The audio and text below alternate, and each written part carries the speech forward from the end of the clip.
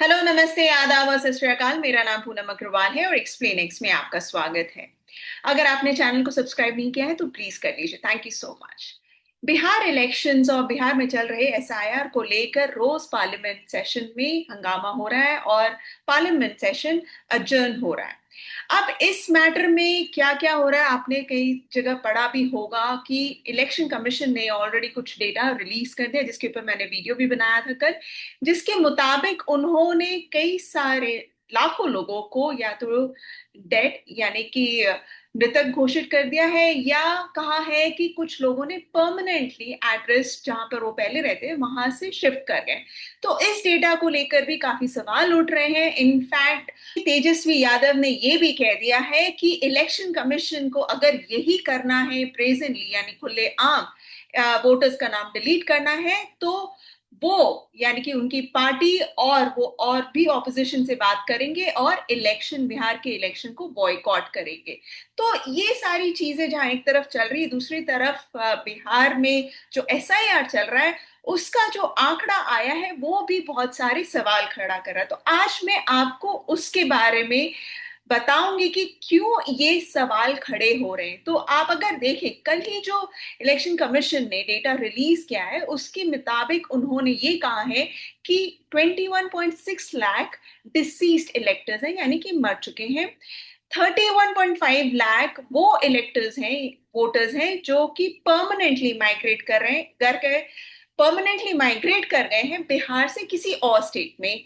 इसके अलावा उन्होंने ये भी कहा है कि 7 लाख वोटर्स वो हैं जिन्होंने दो से ज्यादा जगह पर, यानी कि दो अलग अलग कॉन्स्टिट्युएंसीज में रजिस्टर किया है, और 1 लाख वोटर्स गायब है, यानी कि अनट्रेसेबल है। तो क्वेश्चन ये उठता है कि भाई आपने ये जो data with in a month, आज हम बात कर रहे हैं 25 जुलाई, और 24 जून को ये पूरा प्रोसेस एसआईआर का शुरू हुआ था, इतने एक महीने के अंदर आपने ये पूरा प्रोसेस कंप्लीट कर लिया है। तो सवाल ये है कि जब समरी रिविजन आपने किया बिहार में और उसका डेटा आपने चेक किया, जो कि अभी हाल फिलहाल जनवरी में ही समरी रिवीजन आपने कंप्लीट किया था 2025 में, तो उस समय क्या किया था इलेक्शन ऑफिसर्स ने? वहां पर आपकी यही सिमिलर जिम्मेदारी थी, चेक करना कि कितने शिफ्ट हो गए हैं, कितने नए वोटर्स जुड़ना चाहते हैं, या कितने वोटर्स ऐसे हैं जो कि अब जिंदा नहीं है। तो उस पर मैंने थोड़ा रिसर्च किया और रिसर्च में ये पाया कि इनफैक्ट मैंने खोजने की कोशिश की कि बिहार से रिलेटेड कोई पर्टिकुलर समरी रिवीजन मुझे डेटा मिल जाए, लेकिन मुझे मिला नहीं।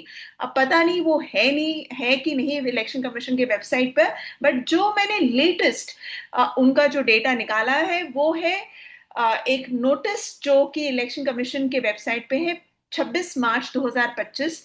और यहाँ पर उन्होंने स्पेशल समरी रिवीजन किया था डिफरेंट डिफरेंट स्टेट्स में, जो कि गुजरात, वेस्ट बंगाल, मणिपुर, केरला, पंजाब और जम्मू कश्मीर में। तो यहाँ पर इन्होंने जो रिवीजन किया, इसके मुताबिक जो इन्होंने कहा है कि 3 तरह के फॉर्म्स होते हैं जो कि वोटर को भर के देने होंगे, फॉर्म 6, 7, 8।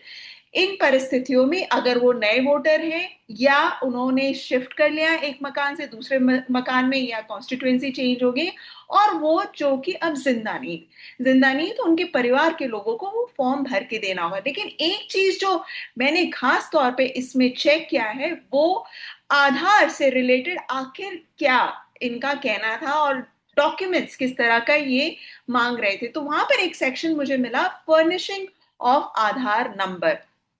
और यहां पर इन्होंने ये कहा है, मैं पढ़ के आपको बता देती हूँ। The applicant can voluntarily furnish Aadhaar number in form 6 and form 8, यानी कि जो नए वोटर आते हैं वो भर सकते हैं, या अगर उन्होंने शिफ्ट किया है एक मकान से दूसरे मकान वो कर सकते हैं।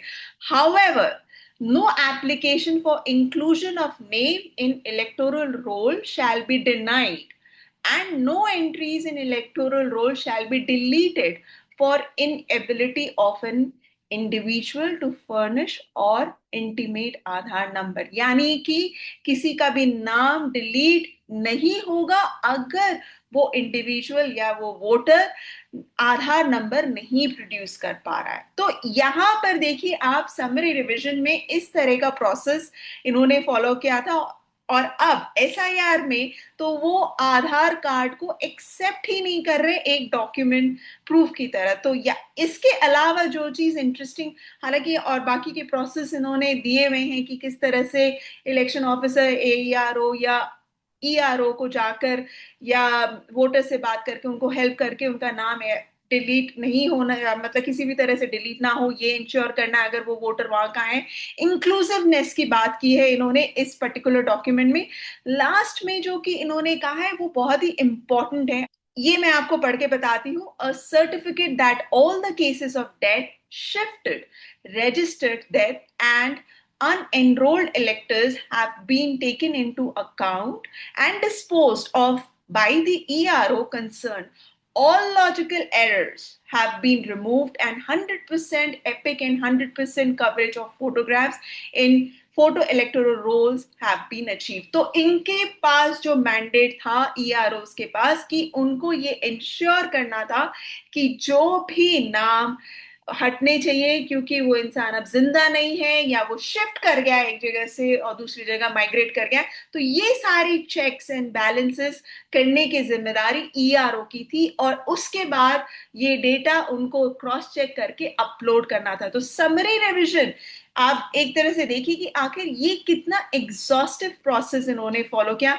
तो अब जो अचानक अचानक तो खैर नहीं कह सकते कि एक महीने में बिहार में इलेक्शन कमीशन ने पाया है कि 21 लाख से ज्यादा लोग मर चुके हैं, तो ये डेटा उनको कैसे अब मिल रहा है और समरी रिवीजन के टाइम कैसे छूट गया, ये एक बड़ा सवाल है। दूसरा ये कि यहाँ पर ये कह रहे हैं कि 31.5 लाख इलेक्टर्स या वोटर्स परमानेंटली शिफ्ट कर गए।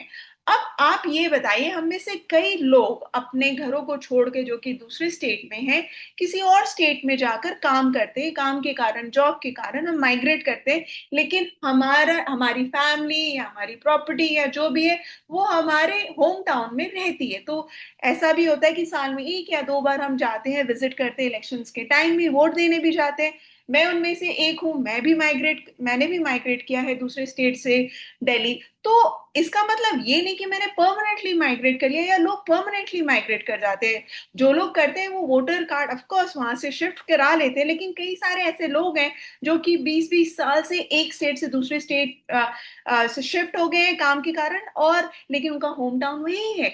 तो आप ये जो कह रहे हैं, आप जो इलेक्शन कमीशन ये जो कह रहा है कि वो परमानेंटली माइग्रेट कर गए, इसका आधार क्या है, इसकी क्लैरिटी की जरूरत, इसकी क्लैरिटी होनी चाहिए हमें।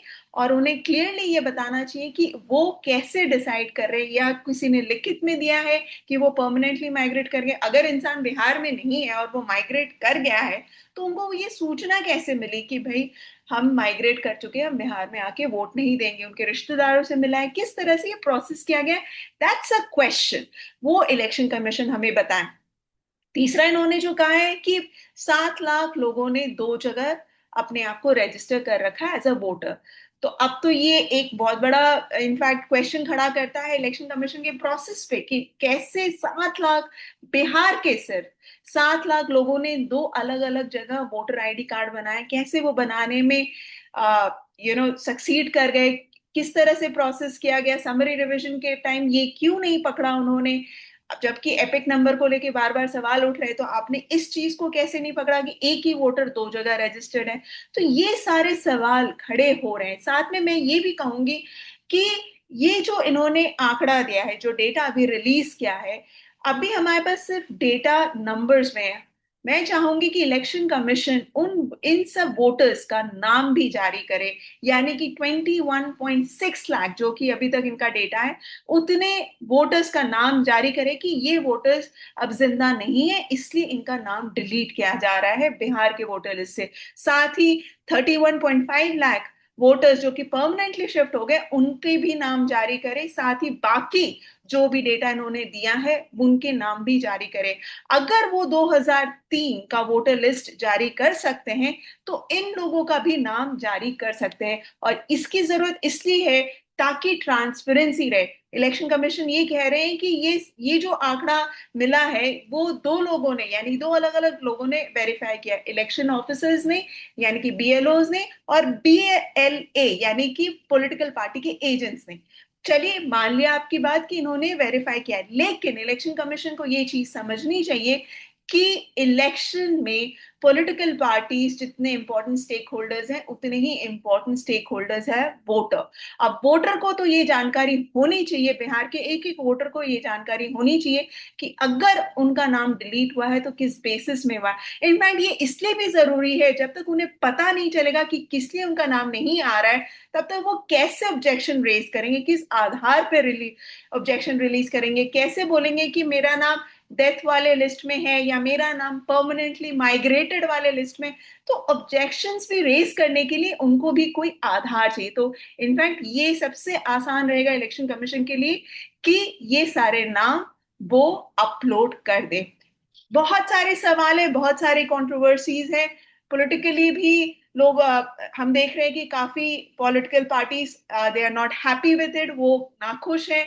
साथ ही वोटर्स को भी बहुत सारी समस्याएं आ रही हैं। तो अब ये देखने की बात है कि 28 को जो हियरिंग है 28 जुलाई को सुप्रीम कोर्ट में, उसमें सुप्रीम कोर्ट इस मैटर पे क्या कहते हैं। आशा करती हूँ आपको ये वीडियो पसंद आएगा। Please to like share and subscribe to my channel. Thank you so much for watching.